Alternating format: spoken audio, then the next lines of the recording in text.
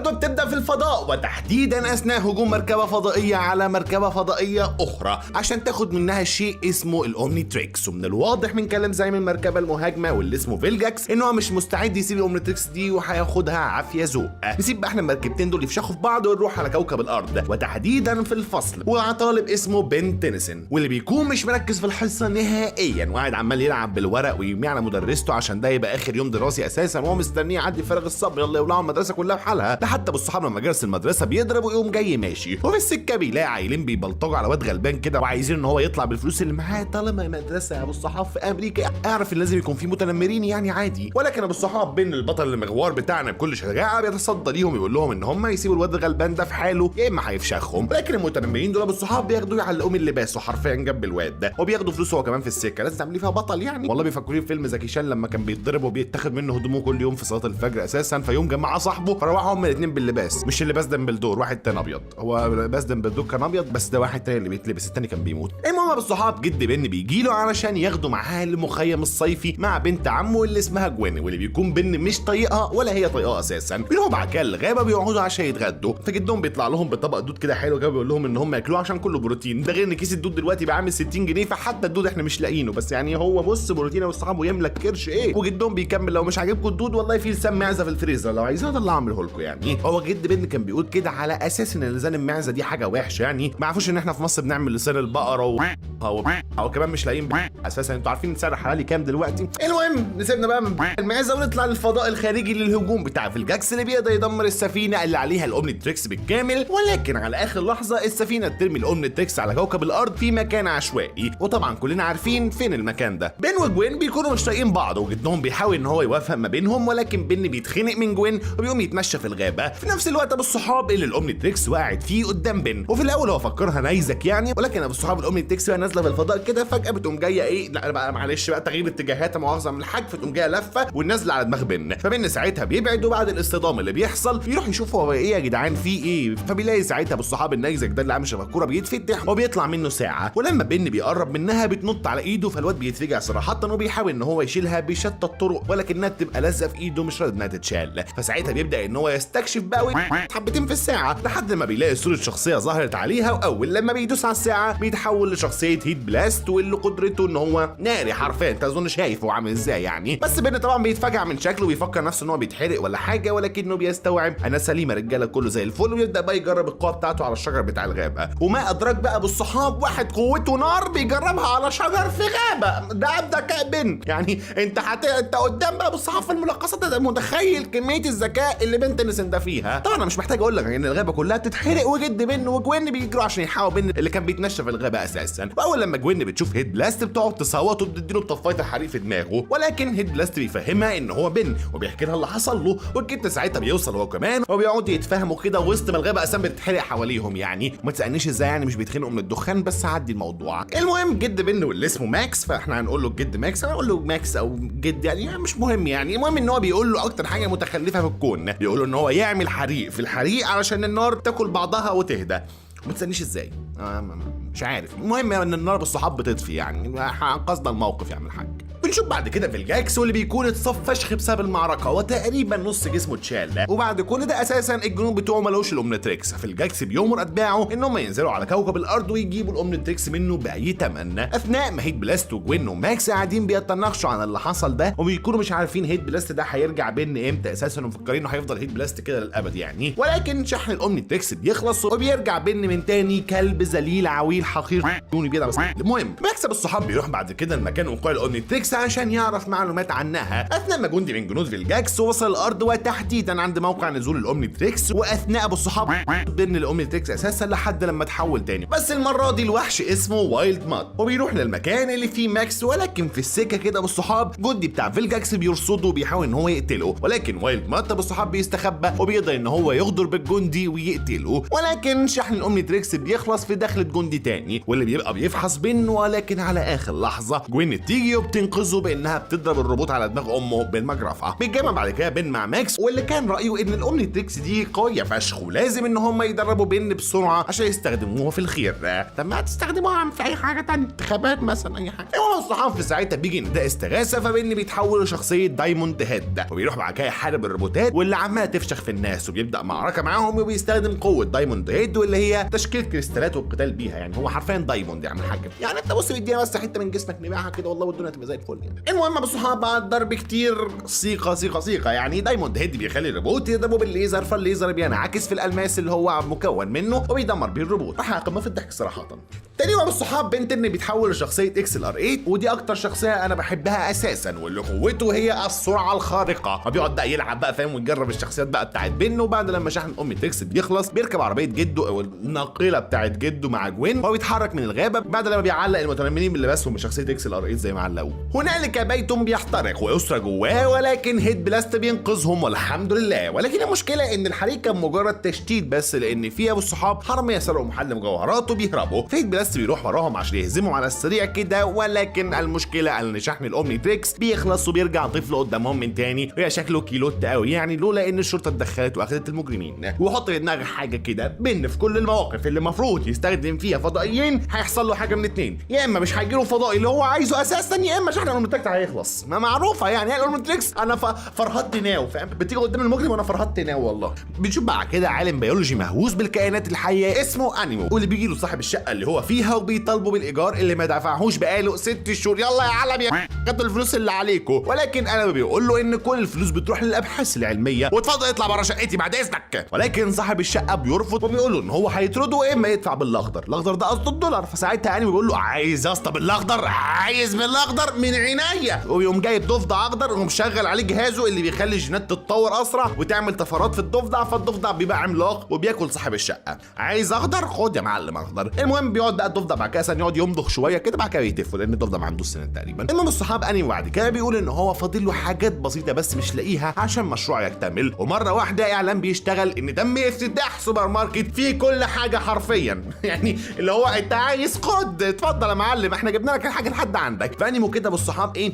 قد لمعت عيناه وبيقوم جاي ساعتها واخد بعضه بالضفدعه بتاعته دي ورايح يقتحم السوبر ماركت. والله بيفكرني بناروتو وراكب الضفدعه. المهم ثم كده بالصحان سبحان الله يا مؤمن بيكون ماكس وبن وجوين موجودين فيه فبيتسوقوا عادي جدا. وانيمو بالصحاب بيبدا ياخد الحاجات اللي ناقصاه يعني وبن مش عارف يعمل حاجه عشان تساعد بن محتاجه انها تشحن. انا مش قلت لسه قايل لك يا ابو الصحاب. المهم قبل ابو الصحاب ما تخلص شحن بيكون انيمو يحول كل حيوانات ابو الصحاب اللي في السوبر ماركت لوحوش اساسا وبن بيستنى اومنيتريكس تشحن وبيضطر يعمل اي حاجه بان هو يوقع مثلا فوق السوبر ماركت على وحش من الوحوش. فانيمو بياخد بقيه الوحوش وبيطير بعد لما اخد اللي هو محتاجه اساسا. فبن ساعتها بيركب عربيه ماكس مع جوين وبنلاحظ الواد بن زعلان كده عشان قاعد ينقذ الناس ويعمل مجهود خرافي بدون اي مقابل ولا حتى ربع جنيه مخروب يا بيه. والله العظيم ما تدوريش حاجه يا بيه. انا ببطل خارق وعمال انقذ الناس ما باخدش حتى حقي ليه يا عم طنطاوي. المهم مكسب الصحاب بيقول له ان كونك بطل خارق هي مكافاه في حد ذاتها. انت مش المفروض يعني تطلب مقابل على الموضوع ده يا عم مالكش دعوه انا عايز مقابل. المهم ابو الصحاب بيوصلوا المكان اللي فيه انيمو واللي بيبقى متحف. فبنت ان بيتحول لفور ارمز ده لو انت مش واخد بالك هو حرفيا واحد بيروح الجيم كل يوم بس ما بيلعبش باي وتراي. هو بيلعب باي وتراي عشان اضرب ايدين.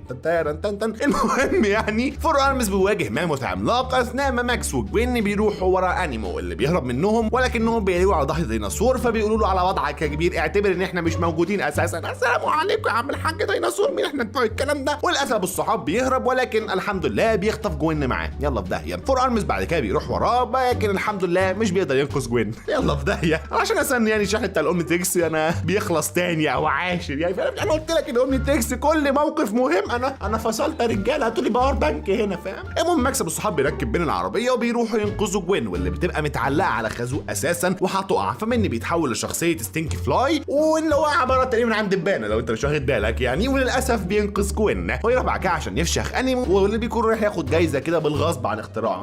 انا بص اخترعت حاجه وانت تدوني الجايزه دي غصب عن ميتين ابوه. ولكن يا صحاب ستينكي فلاي بيوصل وبيكسر الجايزه وبيكسر الاختراع بتاع انيمو واللي بيخلي كل الحيوانات اللي اتطورت ترجع لطبيعتها من تاني والبوليس بيقبض على انيمو. لحد ما بتكمل مع بين اللي بيكون قاعد بيعوم في بركه ما وعايز جوين تنط تبلبط معاه، ولكنها بتكون خايفه لحسن يكون في وحش كده ولا كده، فبين بيعمل نفسه بيغرق وبيتحول لفور ارمز وبيفجعها. بتمشي بعد كده البنت جوين وهي متعصبه منه اثناء ما هو بيضحك عليها له عليا الطلاق بالثلاثه انت اتخضيت. طبعا ابو الصحاب هو بيضحك عليها عشان هي كانت مفكره ان في وحش في البحيره بقى والكلام ده، وهي بتهبله بقى معلم، واول لما بيلف وراه بيلاقي ايه ده الجلاد ده وحش فعلا، والوحش بيمسكه بيحاول ان هو يغرقه، ولكن بين بيقدر ان هو ينجو. بيروح بعد كده يقول لماكس وجوين على اللي شافه، ولكنهم مش بيصدقوه عشان بين دايما بيحب يعمل مقالب، وماكس ساعتها بيقول له اتخمت بقى دلوقتي عشان رحله الصيد بتاعت بكره. تاني يوم بيطلعوا على مركب الصيد، ولكن ابو الصحاب جوين بتخلع اول لما بتشوف ان هم هيصطادوا بالدود، وبتقول لماكس وبني اتكلوا انتوا على الله بقى وانا هبقى استناكم. بيطلعوا بعد كده مع القبطان اللي اسمه شو. طول السكه بني بيبقى مركز في الميه عشان لو الوحش ده هاجمهم ولا حاجه، ولكن ماكس بيقول له ان هم طالعين يصطادوا مش يطردوا وحوش، ولكن شو بيقول لهم ان في فعلا وحش في الميه اسمه الكراكن، وفي ناس بتقول ان هو اسطوره ولكن هو شافه بعينه، ولو عايزين ان هو ياخدهم للمكان اللي شافه فيه ده براحتهم طبعا. فبن ساعتها بيقعد يزن على جده ماكس وبيتجهوا لمكان الكراكن، ولكنهم للاسف مش هم اللي بيروحوا للكراكن، الكراكن ابو الصحاب هو اللي بيجي لهم، وبيشوفوه ساعتها وهو متجه للميناء اللي قاعد عليه مين؟ اللي قاعد عليه جوين. فبن ساعتها بيتحول لاكس ار 8 وبيمشي على الميه بسرعته الخارقه، بينقذ جوين وبقيه الناس اللي موجودين،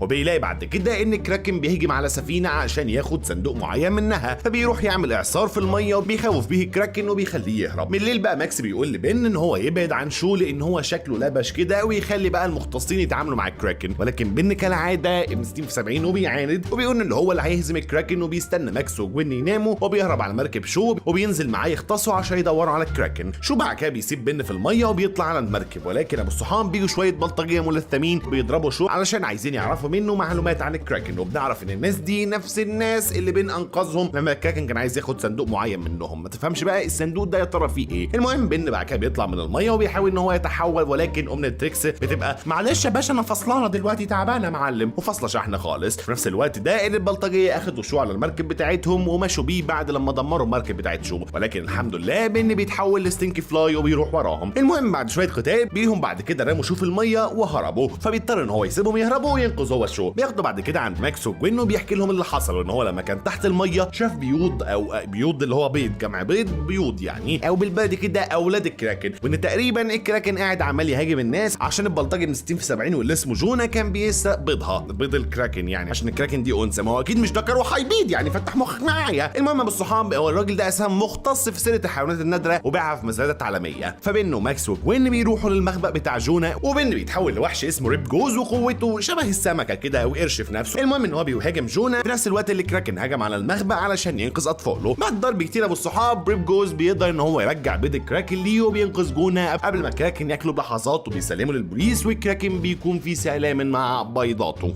اكيد هيسمي البيض ده مارينات. منه وجوين بيكونوا في محل حلويات، عشان ايه؟ عشان يشتروا حلويات، مش محتاجه ذكاء يعني. المهم بيخش عليهم بعد كده شويه بلطجيه عايزين يسرقوا المحل، فبن بيتحول لابجريد وبيندمج مع العربيه بتاعتهم وبيطردهم منها وينزل يفشخ فيهم ويعلمهم الادب وايه، بص بيطلع منهم. ماكس بعد كده بيقول لهم ان هم رايحين لعمته فيرا، واللي اساسا ابو الصحاب بن مش بيحبها عشان هي ممله لانها عايشه في وسط الصحراء حرفيا. المهم بيروحوا لها، ولكن بن بيلاحظ حاجه غريبه كده في الحي اللي عايشه فيه، لان في عجوز بينط كأنه هو شاب كده في العشرينات، والله اكتر من شاب في العشرينات يعني، انا شاب في العشرينات ما بقدرش انط النطه دي. المهم ابو الصحاب هو بيعمل حركات غريبه كده ببقه، راجل عجيب اصلا. المهم ان هم بعد كده بيوصلوا شقه عمته ويقعدوا معاها وبتقدم لهم الاكل اللي بيبقى وحش فشخ اساسا، بس بن بيضطر ان هو ياكل ويطبل لها يعني. انما بقى بالنسبه لجوين فبتبقى بتحبها فشخ وحاسه نفسها شبهها كده وهواياتهم شبه بعض يعني، انا قلت البيض ده ما بيجيش من بعيد. المهم بين ابو الصحاب عشان يهرب من عمته وجده بيقول ان هو داخل الحمام وبيتحول لفضائي شبح كده اسمه جوست فريك، ويهرب بعد كده في الحي وبيقدر ان هو يخوف الناس العواجيز ويقعد بقى يلعب في حاجاتهم وكده. وبيلاحظ بعد كده العجوز الغريب اللي كان بيعمل حاجات غريبه بوشه ده رايح لمكان معين، فجوست فريك بيروح وراه وبيلاقيه بيعمل حاجات غريبه كده زي ان هو بيمط جسمه او بيلف دماغه 180 درجه او حاجه قمه في الاحياء يعني.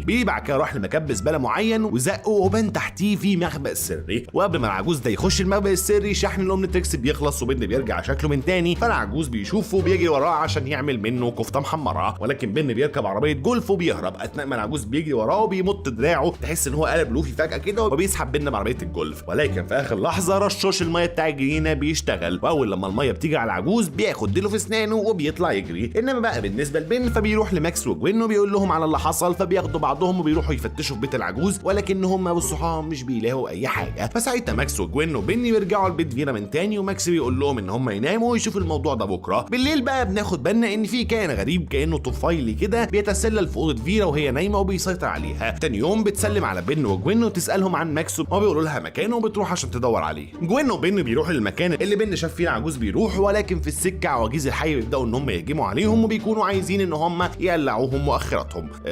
مؤخراتهم ازاي؟ ما علينا يعني. المهم انت فهمت. ولكن ابو الصحاب يعني هم بيستخبوا وبيلاقوا ساعتها ماكس بيقول لهم تعالوا في حضن جد يا بابا، وبيحاول ساعتها ان هو يقفشهم عشان ياكلهم. كرايه جد يعني ما بالراحه عم ما تفهمش هتحاول معاهم هو ايه يعني. المهم بعد شويه جري بيتحول بن بعد كده الوايلد مات، وبيروح بعد كده هو وجوين في المخبأ اللي شاف فيه العجوز رايح له. واول لما بيخشوا بيلاقوا المكان شبه كهف كده ولكنه كله انفاق في انفاق، وماكس كده بن بيتحول وبيروح وراهم وبينزل معركه مع وايلد مات. وبعد لما بن بيخلص من ماكس بيروح هو وجوين لاخر النفق، وفي اخر لحظه يا مؤمن طبعا انت عارف الام تكتب تفصل، انا تعبانه معلم فصلت انا كده والله تعبانه. بيرجع بعد كده بن من تاني كلب حقير ذليل، وبيلاقوا فيه زي مركبه فضائيه حواليها بيض كتير، والبيض ده فيه الناس اللي الكائنات الفضائيه واخده شكلها زي ماكس كده. يعني بالبلدي ماكس والعواجيز دول كلهم هم مش متحولين ولا حاجه، انما دول اتاخدوا اتحبسوا في البيض واخد بالك انت، ودول اخدوا اشكالهم. يعني مش عارف انا ايه حكايه البيض في الفيديو ده بس ما علينا. المهم بالصحاب بن بعد كده بيروح يحرر جده بان هو بيكسر البيضه، وبيلاقي ساعتها الفضائيين وصلوا لهم، فبن بيتحول لهيت بلاست وبيقعد يحرق فيهم. ولكن بنعرف ان الكائنات دي اصلا صباح الفل يا معلم بتتغذى على النار. هم ليه اختاروا قريه في نص الصحراء في عز الصيف؟ ما اكيد يعني بيتغذوا على الحراره. المهم بعد ضرب كتير ابو الصحاب وان بتكتشف ان نقطه ضعف الكائنات الفضائيه دي هي الميه، فبتطرطر عليهم باي مسدس ميه كده، واي كائن فضائي بقى منهم بيلمس الميه بيموت. فهيت بلاست ساعتها بيدمر ماسوره ميه كانت في الكهف، وكل الكائنات الفضائيه اللي فيه بتموت. اثناء ما الجد ماكس كان انقذ كل الناس اللي كانوا على المركبه الفضائيه قبل ما تقلع، قصدي قبل ما تقلع يعني. وبن بيتحول اكسل ار 8 وبياخد كل واحد من بيضته اللي هي البيضه اللي كان فيها يعني، ويرجعوا بيته عشان ما يحسش ان هنالك شيء خاطئ او حصل حاجه غريبه يعني. بن وماكس وجوين بيودعوا بعد كده العمه فيرا وبينطلقوا لرحلتهم الجايه، اثناء ما بنشوف في اخر مشهد ان لا زال هنالك كائن فضائي ما ماتش في الكهف ده، ومن الواضح ان هو بيتكاثر وهيعمل بيض من تاني. بنروح بعد كده لفيلجاكس اللي بيكلم 3 فضائيين يعتبروا افضل مقاتلين المجره، عشان هو عايزهم ان هم يسترجعوا الامنتريكس من العيل اللهبل اللي اسمه بن بتاعنا ده. الثلاثه بعد كده بينزلوا على كوكب الارض، اثناء ما بن كان قاعد عمال يتدرب بدايموند هيد، ولكنه بيكون لسه اهبل وعبيط مش عارف يتحكم بقواه، وبيتحرك مع ماكس وجوين اثناء ما الفضائيين بيبداوا ان هم يتعقبوا اثارهم، بحد بعد كده لما بيوصلوا جوين وبن، واللي بن بيكون متحول لجوست فريك، وبيقعد بعد كده يهدد الفضائي ان هو لو ما مشاش هيقلعوا اللباس وهيفشخ. ولكن مره واحده شحن الامنتريكس، انا تعبانه يا معلم تعبانه يا باشا فصلت والله مش قادره، هاتولي الباور بانك يا رجاله. مش عارف انا الامنتريكس بتيجي في اوقات بتستيفي 70 وبتفصل ليه يعني، تحس السلاح ده مش مع بن ده ضده والله يعني فاهم، بيجي في اوقات فصلت يا باشا والله تعبانه. المهم بالصحاب الامنتريكس تفصل، وبن بعد كده بيرجع طفل كلب زي العويل ملوش اي لازمه، فبياخد ديله في اسنان وبيهرب هو وجوين، وبيحكوا بعد كده الماكس عن اللي حصل، فبياخدهم في العربيه وبيمشوا من المكان، اثناء ما فضائي من الثلاثه نط على العربيه وبيحاول ان هو يخطف بن، ولكن بن وماكس وجوين بيهربوا جوه كهف، اثناء ما الفضائي الاول والثاني قاعدين عمالين يتخانقوا مين هيرجع الامنتريكس لفيلجاكس اساسا. بصوا يا رجاله احنا بس نخطف الواد بن ده نطلع عين امه، وبعد كده نبقى نشوف بقى مين فينا هيوديها. المهم بن بعد كده بالصحاب بيتحول لدايموند هيد وبيهجم على الفضائي الثاني، ولكن الفضائي الاول والثاني بيجتمعوا عليه. شفت بقى شفت الكتره تغلب الامنتريكس ازاي بالصحاب. المهم ان هم جدع كانوا على وشك هزيمته، لولا ان الفضائي الثالث بيوصل وبيضرب الاثنين بيبقى هو اساسا اقواهم يعني، وبياخد دايموند هيد من قفا ابو او من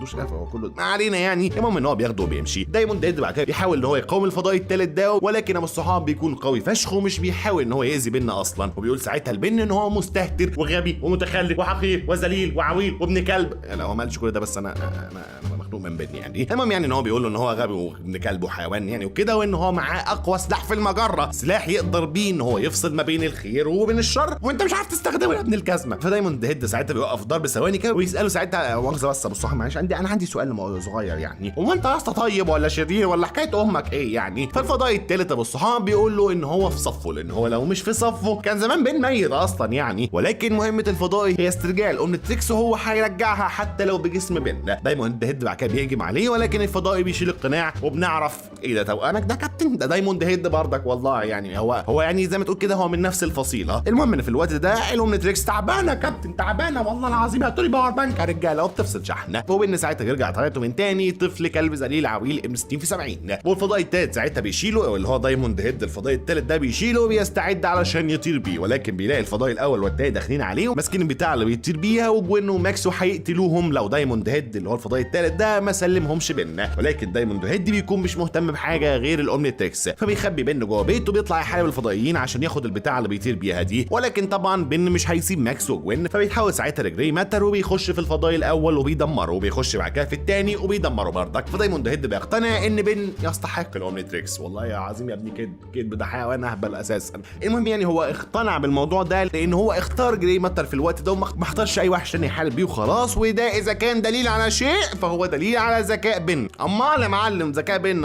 المهم بعد كده بص صاحبه بيحبس الفضائيين في مكعب وبيودع بن وبيديله بتاع اللي بيطير بيها، اللي هو دايموند هيد بيديله بيها اللي كان بيطير بيها دي، لان هو كده مش محتاجه لان هو بيقدر يعمل تليبورت اساسا اصلا بجد. والله لما ليش الحاله دي كلها يعني. الحدوته بتكمل مع بنت انه هو على مقطوره ماكس، وفي الطريق بيلاقوا عربيه محمله غاز عامله حادثه وجنبها نار، ولو النار لمست العربيه هتعمل انفجار كبير فشخله وتموت الناس كلها. فبنت ساعتها بيحول لستينكي فلاي وبيروح يطفي النار بالتفافه بتاعته، حرفيا والله بالتفافه. المهم يمشي مع كده مع ماكس وجوين المكان مجهول، ماكس بس هو اللي عارفه لانه واخدهم ليه كمفاجاه. بعد طريق السفر الطويل ده بيوصلوا للمكان واللي بتبقى بلده بيبقى فيها اكبر اشياء في العالم تقريبا، حياه وخيبتي موجوده هناك. المهم بين ابو الصحاب بيبقى مش فاهم هو ايه المميز في البلده دي اللي شبه مهجوره اساسا، ولكن ماكس بيقول له ان هو يكتم وينبسط بالوقت بقى، فاهم انت اللي هو فيه ده. بيروحوا بعد كده ياخدوا جوله في البلده دي، وبنلاحظ ان عمده البلده هو اللي شغال في كل حاجه في البلده حرفيا. بيفكرني كده بلاري بتاع عالم جنب الموديش. المهم ابو الصحاب ان بن بيحس بملل، فيعمل ايه بقى؟ طبعا في الاومنيتريكس بتاعته يتحول لفول ارمز ويقعد يلعب في كوره كده تعتبر مقدسه للعمده، ولكنه بيوقع الكوره بتقعد تتنطط في المدينه وتدمر المدينه كلها. واول لما بتقف بيجي بن عشان يرجع كل حاجه مكانها، بيلاقي شحن الاومنيتريكس. انا تعبان يا رجاله، انا انطفيت يا رجاله معلش تعبان، حطوني على البار بنك. فبن ساعتها بيعمل نفسه عبيط وبيروح ينام الليله دي مع ماكس، وتاني يوم لما بيصحوا بيلاقوا البلده كلها اتقلبت راسا على عقب كأن كان في اعصار ضربها. وحتى بن بيبقى مستغرب هو ايه اللي حصل ده، انا امبارح ما بوظتش كل الحاجات دي. لحد لما العمده بيوصل وبيقول لهم انا عارف مين اللي عمل كده. ومره واحده بيجي كائن على شكل بطاريه رخم كده بيض في نفسه وبيقعد يفضل يجري ويعمل شغف في المدينه. فالعمده بيقول لهم ان الكائن ده اسمه ميجا وات، وفي العاده الكائن ده بيكون محبوس في الكوره اللي بن قاعد يلعب بيها امبارح، ولكن علشان بن اتحول جنبها طاقه كانت كافيه انها تصحيه من ثباته من تاني. والعمده ساعتها يوم قاعد وحاطط رجل على رجله وقايل لبن زي ما اطلقته تحبسه تاني يا اما العالم كله هيتفشخ، لان ميجا وات بيتغذى على الطاقه وكل ماده ما بيبقى اقوى اساسا. فنعمل ايه بقى؟ نجيب له بقى كابتن مارفل ومس مارفل ومونيكا رامبو اللي ثلاثه قوتهم من الطاقه عشان يحاربوه، هو اصلا بيمتص الطاقه فيقوم فشخهم، صح يا بن ولا ايه الدنيا؟ اتحول بقى لاي حد في الاومنيتريكس بيدي طاقه عشان تهزم بيه الشرير اللي اصلا بيعتمد على الطاقه.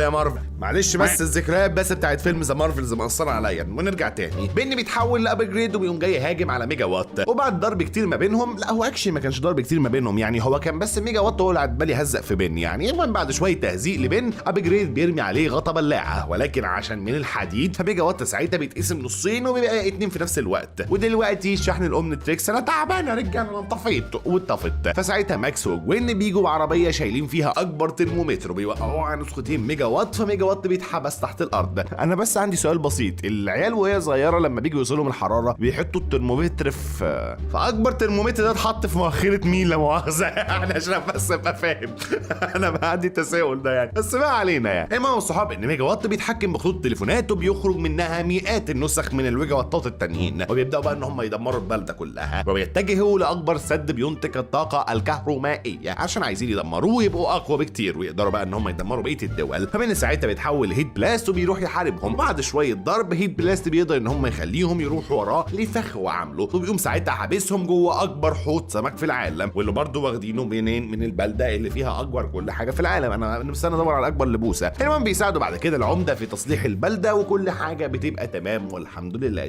شفت عملنا ايه؟ بس حبسنا في حوض سمك عادي جدا. بن بيتسبب في طرد ماكس وجوين من فندق بعد لما يتسلل المكان بالخاص بالفي اي بي وهو اصلا عين كحيان. ماكس ساعتها بيزعق معاه وبيعاقبه بيعاقبه وبيقول له ان هو رايح الفندق يحاول يرجع الفلوس بتاعته عشان كان دافع حجز مسبق اصلا وكده يعني. واول لما بيمشي بن بيطنش كلامه وبيروح لصاله العاب كده تحت السلم عشان يلعب، ولكن الآلة بتاعت الالعاب بتنصب عليه ومش بتديله دوره كامل. ولما ساعتها بيشتكي لصاحب المكان بيقول له انك بتلعب على جهاز بمسؤوليتك الكامله. ففي ولد ساعتها اسمه كيفن 11 مش بيعجبه الكلام ده، وبعد لما صاحب المكان بيمشي بيقوم رايح لبنه ومستخدم قوه غريبه كده واللي بتبقى تقريبا تحكم في الكهرباء ما تفهمش ايه يعني، بيقوم جاي مبوظ الاله ومخليها بالصحاب تطلع كل الفلوس اللي فيها البن. وقبل ما بن يشكر كيفن بيمشي عشان في شويه بلطجيه عايزين منه فلوس. طب ما تاخد فلوس من الاله بالصحاب يعني ايه الكلام ده كله؟ المهم ان هم بالصحاب بيمسكوه وبيكونوا عايزين يفشخوه، ولكن بن بيتحول اكس ار 8 وبيروح يدافع عنه، بيقلع ساعتها البلطجيه اللي باستهم كلها. المهم ان هو بعد لما بيخلص بيستخبى وبيرجع على شكل بن من تاني وبيعمل نفسه متفاجئ مع كيفن من اللي حصل ده. يا رب هولي شيت ايه اللي حصل ده رجاله؟ جوين بعد كده بتقعد تزن على بن يرجعوا من مقطوره ماكس، ولكن بن بيقول لها تتكل على الله اتكلي على الله ست كده، وبيمشي هو بقى ايه يتكلم مع الواد كيفن. بيتصاحبوا بعد كده هو وكيفن مع بعض وبيقرروا ان هم يروحوا المخزن اللعبه الجديده اللي مش هتنزل اصلا الا في الكريسماس. فبيقتحموا المخزن بتاع اللعبه بالليل بقوه كيفن وبيسرقوا نسختين في السريع، ولكن الاف بي اي والشرطه بتهجم عليهم وكانت ساعتها هتعتقلهم لولا ان بن بيتحول لستينكي فلاي وبياخد ساعتها كيفن وبيطيروا اثناء ما طيارات الاف بي اي وراهم. انا صراحه مش عارف كل ده على لعبه ليه اساسا ايه يا رجاله. المهم بعد كده كتير بن وكيفن بيعرفوا ان هم يهربوا منهم، وبن بيحكي لكيفن عن كل حاجه، وساعتها بيتفق مع كيفن ان هم يتحدوا مع بعض ويبقوا اغنياء باستخدام قواهم. فكيفن ساعتها بيروح يغير مسمار قطر وبيقول لبن ان في قطر بنك بيعدي من هنا، وبسبب تغيير المسمار اللي عملته هيخبط بعربيه ركاب والفلوس هتتطاير بقى. وساعتها بن يتحول لاكس ار 8 وياخد الفلوس دي، ولكن بن بيرفض عشان في مئات من الابرياء هيموتوا، وكيفن ساعتها بيكون مش فارق معاه اساسا. فبيتحول بن الهيت بلاست وبتدور ساعتها مواجهه ما بين بن وما بين مين؟ ما بين عمنا كيفن. ولكننا بنشوف ان كيفن بيقدر ان هو يمتص قوه هيت بلاست ويستخدمها، لان قوته هي امتصاص الطاقه او امتصاص اي حاجه حرفيا. بس المشكله ان القطرين وصلوا وكاد اساسا اصطدام ما بينهم ان هو يحصل، ولكن بن بيقوم جاي مسيح القضبان ويخلي القطرين يروحوا في اتجاهين مختلفين. فساعتها كيفن بيقول يا جدع انا اساسا ما بحبش الفلوس، انا عايز افشخ حد دلوقتي. وفي الاثناء دي اساسا كان هيت بلاست اتحول لبن وقدر ان هو يوصل لماكس ويحكي له عن كل حاجه ويعتذر له ان هو طنشه من الاول. جاي دلوقتي تعتذر يا امك. المهم بيقوم بعد كده بالصحاب بن رايح لمكان كيفن ومتحول لفول ارمز في نفس الوقت اللي كيفن رجع شكله الطبيعي علشان مده الامتصاص بتاع الطاقه بتاعته خلصت يعني. هيقول ما فيش مشكله خالص، ويقوم جاي ساعتها سارق قوه فول ارمز وراوند 2 بقى يا ابن تعالى لي. والاثنين ساعتها بيخشوا في معركه فيها 8 دراعات حرفيا، مش عارف انا اخطبوط بيحارب يا جدع، مش عارف ده باربع دراعات وده باربع دراعات من هنا وحاجه غريبه يعني. المهم بعد ضرب كتير سيقه سيقه سيقه سيقه سيقه يعني ما تعدش معايا يعني المعركه بتنتهي باستسلام كيفن وخلاص بقى الاومني تريكس. معلش يا رجاله انا انطفيت يا جدع، تعبان يا جدع، هاتولي باور بانك والله. المهم بينا بالصحاب بيروح يمد ايد الاومني كيفن واللي بيكون لسه معاه قوه فول ارمز، فيقوم جاي ماسك بن من دراعه وبيحاول ساعتها ان هو ياخد من ايد الاومني تريكس او يمتص قوتها، ولكن الاومني تريكس مره واحده بتعمل هاله من الطاقه حواليهم تنفجر في كيفن، فبتخليه ساعتها يطير بعيد في نفس الوقت اللي مده سنه القوه بتخلص وبيرجع طبيعي من تاني. فكيفن ساعتها بيمشي بمبدا ايه الجري نص الجدعنه وبياخد ديله في اسنانه وبيجري. من بعد كده بيعتذر لماكس عن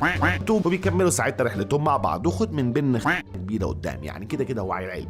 منه وجوين وماكس بيكونوا بيتسوقوا عادي في سوبر ماركت بيشتروا سبيروس باتس، واول لما بيجي يخرجوا بيلاقوا في عصابه بيسرقوا عربيه بنك مركونه، افريج يوم عادي في حياه بن يعني. فبن ساعتها بيتحول لفور ارمز وبيروح يفشخهم في افكارهم، ولكنه بيكتشف ان هم دول نسوان اساسا، فعلشان بن سيمبا ابن سيمبا ما بيرضاش ان هو يكمل ضرب فيهم في نفس الوقت اللي هم بيثبتوا اسلحتهم، وبيجوا في نفس الوقت ده الدرونز بعتهم فيلجاكس عشان يفشخوا بن، وبيكملوا ساعتها على بن وعلى النسوان. فطبعا النسوان دي بتاخد ديلها في اسنانها بتجري وبيسيبوا واحده بس منهم مع فور ارمز ويمن. المهم ان فول ارمز ساعتها بيقف يواجه الدرونز لوحده، ولكن ماكس بيتصاب، ففور ارمز بيدمر الدرونز وبيجي بجده ماكس على المستشفى. نفس الوقت اللي المره اللي سابوها دي بتحاول تكتشف الدرونز ومره واحده بيتحكموا بيها وبيحولوها لوحش. فاول حاجه بتعملها انها بتروح تسرق محل مجوهرات يعني افريج ست يعني، ولكن الوليه دي كل ما بتلمس المجوهرات بتتحول لتراب. ساعتها فيلجاكس بيتواصل معاها وبيقول لها انها تحت امره وبتخدمه، ويا اما تجيب له الامتريكس هو هيعلمها القوه بتاعتها ويخليها غنيه، يا اما هيخليها غبار حرفيا بما انها تحت السيطره بتاعته. فالوليه ساعتها دي بتقول يا سلام يا عم الحاج من عينيا يا عم فيلجاكس، وبتروح ساعتها تضرب بن اللي بيكون في المستشفى مع ماكس، وطبعا زي ما انت عارف هي بتفشخ بن اساسا، فبيتحول لهيت بلاست وبتدور ما بينه وما بين الوليه دي معركه كبيره، ولكنها بتنتهي بهروب هيت بلاست عشان بيلاقيها دي جامده يا عم الحاج. طبعا بعد شويه تفكير بيعرفوا ان الوليه دي عرفت مكانه عن طريق الاومني تريكس، فيحس كده ان هو خطر على جده وجوين، فبيقوم جاي مغفلهم وهربان وسايب لهم رساله اني اسف. طبعا هو بن بيهرب كل شويه اصلا في المسلسل ده فعادي يعني. الوليه دي بتعمل شغف في المدينه عشان توصل لبن، فبن ساعتها بيتحول اكس ال ار 8 وبيروح يواجهها، وراوند 2 بقى بنت واللي في الراوند دي بيكون متفوق عليها بسبب سرعته الخارقه، ولكن بيلاحظ ان جوين سابت المستشفى وجات له هتتاذي. انت ايه اللي جاب امك دلوقتي يا وليه انت؟ فساعتها بيضطر ان هو يروح ينقذها في نفس الوقت اللي اومنتريكس خلصت شحنه، عشان معلش يا رجاله انا طفيت يا عم. هاتوا لي باور بانك يا جدعان، هاتوا لي باور بانك يا جدعان بجد. طب ما يجي لي اومنتريكس باور بانك ليه؟ مفيش باور بانك طول السلسله. المهم بينا بالصحاب بيستخبى، وجده ماكس بيتصل بيه وبيقول له انه طالما مش عارف يدمر الوليه دي من بره يدمرها من جوه. فبين ساعتها بيفهم هو المفروض يعمل ايه. يوم ساعتها بيتحول لابجريد ومندمج مع الوليه دي ومدمرها بكل سهوله، لان بدلتها هي عباره عن تكنولوجيا اصلا. ويوم بعد كده مسلمها للشرطه ومكمل رحلته مع جوين وماكس بعد لما اتعالج واقنع بين ان سلامته من سلامه بن. انا مش عارف صراحه هو ليه اتحول لابجريد وحاول ان هو يدمرها من جوه تكنولوجيا يعني. هو لو كان قال لها جمله واحده بس كانت دمرتها داخليا، فاهم انت؟ كان قال لها بس الرجال قوامون على النساء، انا بص انا دمرتها فيمينيست. الحدوته بتكمل مع بن وجوين وماكس وهم رايحين لسيرك ما، بيبقى في عرض مهم لمهرج اسمه زنبوزو لا يبوزو. المهم ان هو بيبقى مغرب غريب جدا ومريب، ده غير ان بن عنده فوبيا من المهرجين خلقه اصلا، المفروض ان هو كده بيخاف مني يعني. فاثناء الصحابه حرب زنبوزو، مش عارف ايه زنبوزو كان اسمه زنبوزو كان اسمه زنبوزو هو بص هو اسمه زنبوزو، ماليش دعوه هو زنبوزو. المهم اثناء عرض زنبوزو بن بيخاف وبيطلع يجيب فشار، ولكننا بنلاحظ ان زنبوزو كان لو يبوزو، قصدي يعني زنبوزو عمل حاجه كده في كل الجمهور بما فيهم جوين وماكس. انما بن فبيلاقي فريق زنبوزو ده قاعدين عاملين يساووا محل مجوهرات واي تي ام وترابيزات بلياردو وبنج وحاجات كتير قوي كده وكام حاجه من السيرك يعني. فبن ساعتها بيتحول لوايد مات وبيهجم على المجرمين وبيطلع عينهم. فواحد مجرمين بيروح لزنبوزو وبيقول له عن اللي حصل، فزنبوزو بيروح عشان يفشخ وايلد مات، واساسا بن بيكون خايف من زنبوزو ومش عارف يهاجمه وقاعد عمال يستخبى زي الكلب كده عشان هو عنده فوبيا يعني. فساعتها بن بيرجع من التحول بتاع وايلد مات وبيروح لماكس اللي بقى كانه شارب حاجه قاعد عمال يضحك كده. فلما بيسالوا عن جوين فبيقول له انها اتخطفت من زنبوزو اللي كان لاوي بوسو. فمن وماكس بيركبوا الميكروباص بتاعهم ده وبيروحوا ورا عربيه زنبوزو عشان ينقذ جوين. وخلال السكه بن بيقول لجده عن خوفه من الكلاونز اللي هم المهرجين يعني، فجده بيقول له افضل طريقه للتخلص من الخوف هو مواجهته. وقبل ما يكمل الجمله بيكون نام على الدكسيون اساسا وكان هيروحوا في داهيه هو وبن، ولكن بن بيمسك الطاره بتاعه العربيه وبيتمالك الوضع وبيسال جده هو ايه اصلا اللي حصل في السيرك. فساعتها جده بيقول له ان زنبوزو جاب آلة عملاقه وسحب الضحكه من قلوب الجماهير وخلاهم بدون روح او سعاده. هو زنبوزو تقريبا سحب مني ضحكتي وانا مش فاكر، امال انا منطفي ليه يا رجاله يعني؟ ولا هي الايام هي اللي حزينه عمالين ام البشر.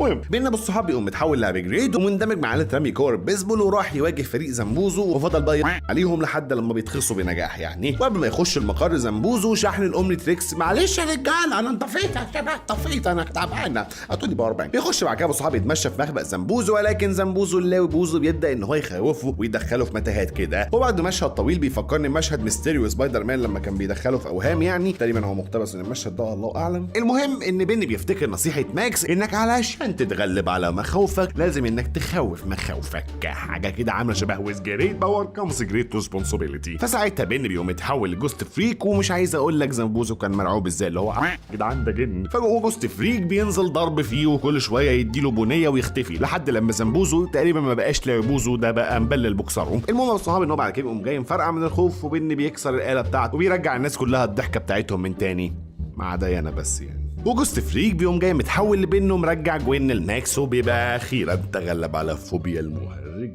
كده ما بقاش يخاف مني خلاص. جوين وبن وماكس بيكونوا في متحف للاشياء الكريبي شويتين، الكريبي دي اللي هي الغريبه يعني، وبيبقى فيه كتاب لسه مكتشف مؤخرا اسمه اركامادا، واللي بيحتوي على تعاويذ سحر وطقوس لاواخر ال 1600 يعني، حاجه كده شبه تقريبا شمس المعارف بس بتاع فاهم بتاع عالم بنتين. لكن مره واحده كل الوفد السياحي المتحف بيتشير وبيلزق في السقف، وبيخش ساحر كده شكله مريب بياخد الكتاب، ولكن قبل ما يمشي بن بيتحول لاكس ال ار 8 وبيحاول ان هو يواجه الساحر، ولكن الساحر ده بيكون قوي صراحه وقاعد عمال يعمل تعاويذ غريبه كده، وبعد ضرب كتير بتنتهي المعركه بفوز اكس ال ار 8 وكسر جزء من التعاويذ اللي بتمد الساحر بالقوه. واكس ال ار 8 بعد لما بيهزم الساحر الناس بتصوره وبتقعد بقى تطبل له، وبنلاحظ البنت جوين بدات تغير منه حبتين، فاهم الواد واخد الشو يعني لوحده كده، وبتحاول بقى انها توبخه وبتزعل كده انها مش بطله خارقه زي بين، والله يعني اللي مش عاجبه قوتنا يعني يعمل زينا يا باشا ماليش دعوه انا مطبخه بنت الكلب. المهم بينا بالصحابه عشان يرضيها بيديها قطعه القطعه اللي عليها اللي عليها التعويذ اللي كان واخدها كتذكار يعني. فجوين بتلبسها كقلاده في نفس الوقت اللي الساحر بيصحى في عربيه الاسعاف وبيفجرها، وبيقول ان هو لازم ياخد كتاب الاركمادا، ولكنه بيبص للكتاب وبيحاول ان هو يخلي قوته بدون حدود او لا نهائيه يعني باستخدام الكتاب كده، ولكن بسبب فقدان القطع اللي مع جوين حاليا مش بيقدر ان هو يكمل التعويذه. انما جوين فبتلاقي ان القطع بدات انها تنور كده بشكل غريب، ولكنها مش بتدي اهتمام للموضوع يعني، وبتروح مع ماكس وبين عشان يتمشوا في الشارع، ولكن بيطلع عليهم حراميه وبين بيلاحظ رجاله انا مش عارف اتحول ليه. فجوين يعني ساعتها بتعمل حاجه بسيطه فشخوله يعني، انها بتخبط في شخص وراها، فالحاجه اللي وراه بتقع على دماغ البلطجيه وبتفقده بالوعي، واخر بلطجي اصلا بغاب بتدوس على ازازه مستردة على الارض فبتخلي الراجل يتلحوس ويزق العربيه فبيخبط في البلطجي الاخير يعني. حاجه قمه في العته، فاهم انت؟ في الاثناء دي ما كان بينه وماكس وجوين منذهلين يعني، فاللي هو صباح الفل في ايه وانا عملت كل ده يا كابتن؟ والله ما عملتش حاجه. فساعتها بالصحاب احنا بنعرف وهم بيعرفوا والناس كلها هتعرف دلوقتي ان القطعه دي عندها قدره انها تخلي صاحبها محظوظ فشخ يعني، حاجه كده شبه تعويذه الحظ. الله يا عم اكتبها، ايه اللي جابها هنا دي؟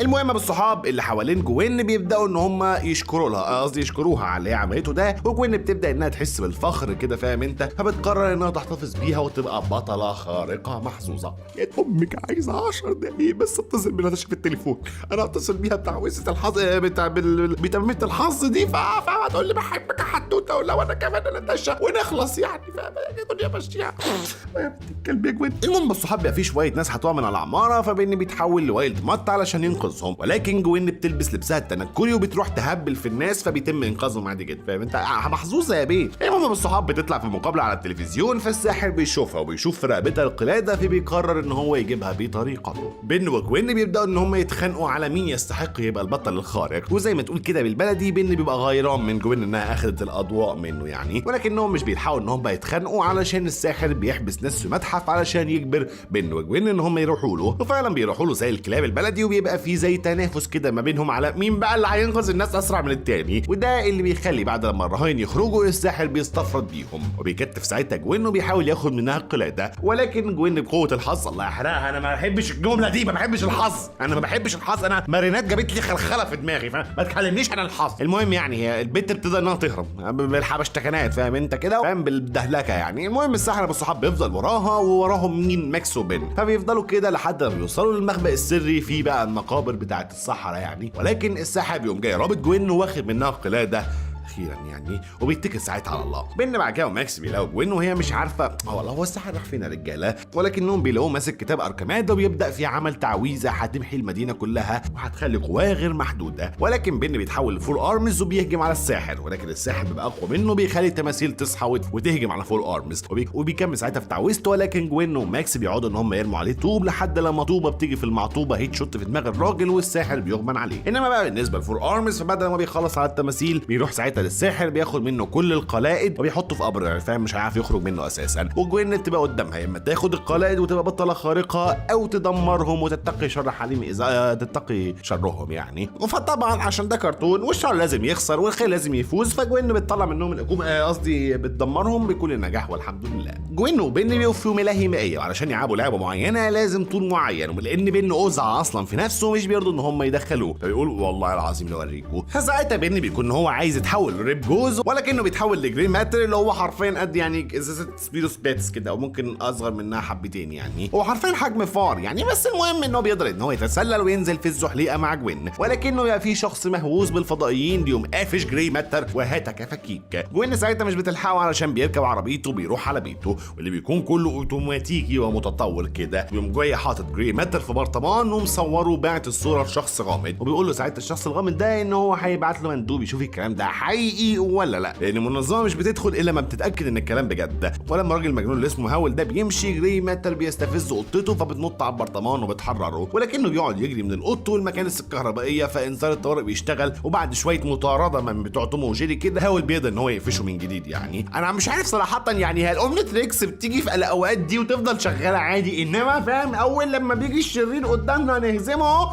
انا تعبان يا كابتن باور بانك يا رجاله بسرعه تشحنوني، انا مش عارف انا ايش دي. المهم في نفس الوقت ده بالصحاب المنظمه بتوصل وبتاخد جري ماتر في صندوق غريب وبتمشي. في نفس الوقت برضه كان ماكس وجوين بيوصلوا وبيشوفوهم هم خارجين فبيروحوا وراهم. في المنظمه رئيسها بيشوف جري ماتر، انا مش فاهم صراحه الامنيتكس قاعده كل ده ليه اصلا يعني، انت ايه تعبانه في ايه؟ الله ما ترجعيه يا بنتي العادي. المهم في المنظمه الصحاب الرئيس ده المنظمه ده بيشوف جري ماتر يقوم جاي واخده للمعمل وبيقول ساعتها الهول طريق السلامه انت قوم جاي ميمي على السلم يلا في داهيه بقى جدا. فساعتها هول بيتعصب ويروح يحرر جري ماتر من المعمل اللي بيلاقي جوين في وشه، فيقوم جايين واخدين بعض في الخباثه وبيحاولوا ان هم يهربوا، ولكن الجنود بيقفشوهم وجري ماتر بيعمل خطه عجيبه كده بص مش عارف اشرحها صراحه. المهم بالصحاب ان هو بيخلي جوين وماكس يهربوا ويقوم جاي مفجر المنظمه باللي فيها باللي عليها. بعد لما بيهرب هو كمان هو وهاول هو بيعمل نفسه مش عارف مين جري ماتر ده لان هو كان يتحول لبن عادي جدا. لا والله لسه فاكره اومني تريكس، يعني انا باجي اقول لك اول لما باجي اقول لك حوليني الفور ارمز تيت وهي ماشيه الشحن فاضي، انما دلوقتي جري ماتر تفضلي شغاله سنه ونص عادي جدا، ما لو بالاحجام كان زمان